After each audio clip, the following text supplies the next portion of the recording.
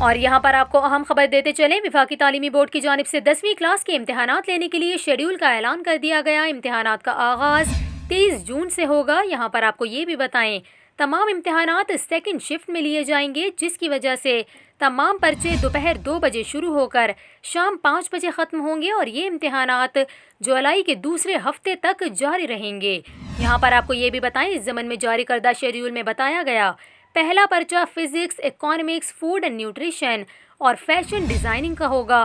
اس حوالے سے وفاقی وزیر تعلیم شفقت محمود کا کہنا ہے، حکومت نے کورونا SOPs کے تحت ہر صورت امتحانات لینے کا فیصلہ کیا ہے۔ رواں سال کسی بچے کو بغیر امتحان پروموٹ نہیں کیا جائے گا۔